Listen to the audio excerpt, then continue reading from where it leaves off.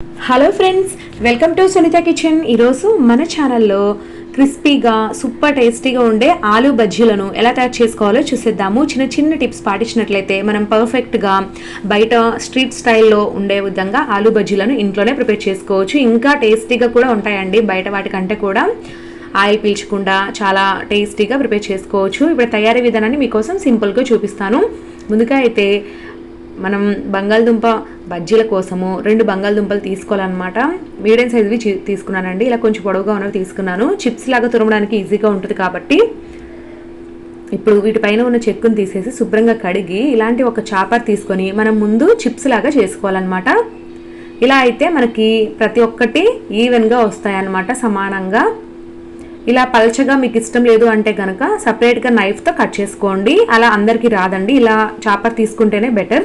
ఇప్పుడు ఈ చిప్స్ అన్నిటిని కూడా నీళ్ళలో శుభ్రంగా కడిగి పెట్టుకోవాలి. ఎలాగంటే ఓన్లీ వాటర్ మాత్రమే కనపడాలండి, ఇలా పిండి పదార్థం ఏమీ కనపడకుండా ఉండాలన్నమాట. అలా 2-3 సార్లు కడిగి ఇలాగే నీళ్ళలో పెట్టేసేయండి వాటిని. ఇప్పుడు మనం పిండి కలుపుకుందాము. అందుకోసం ఒక మిక్సింగ్ బౌల్ తీసుకొని ఇందులోకి 1 కప్పు శనగపిండి వేసుకోవాలి. ఇందులోకి 2 టేబుల్ స్పూన్ల వరకు బియ్యపిండి వేసుకోవాలి. మనకి క్రిస్పీగా బజ్జీ రావాలంటే బియ్యపిండి వేసుకోవాలి. అలాగే 1/2 టీ స్పూన్ పసుపు, 1 టీ స్పూన్ కారం, రుచికి సరిపడా ఉప్పు వేసుకోవాలి. అలాగే 1/2 టీ స్పూన్ వాము తీసుకొని ఇలాగా చేతిలో గట్టిగా నలిపి వేసుకోండి, ఫ్లేవర్ బాగా తెలుస్తుంది. ఆ తర్వాత కచ్చపచ్చగా దంచిన అల్లం కొద్దిగా వేసుకోండి, 1/2 టీ స్పూన్. దీనివల్ల మంచి ఫ్లేవర్ ఉంటుంది. అలాగే కట్ చేసిన కొత్తిమీర తరుగు కొద్దిగా వేసుకొని ఇప్పుడు బేకింగ్ సోడా 1 చిటికెడు వేసుకోండి. పిండి మనం తక్కువగానే తీసుకున్నాం కాబట్టి. సో ఇవన్నీ కూడా వేసిన తర్వాత కొద్దిగా నీళ్లు పోసుకుంటూ బాగా కలుపుకోవాలి. చూస్తున్నారా, ఇక్కడ ఈ కన్సిస్టెన్సీ వచ్చే విధంగా కలుపుకోవాలి.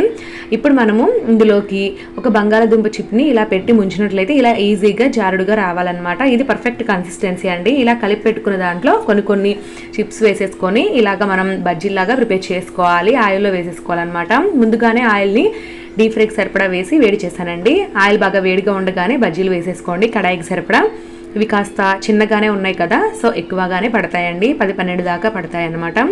అలా కడాయికి సరిపడగా వేసుకొని వీటిని హై ఫ్లేమ్లోనే వేయించుకోవాలన్నమాట.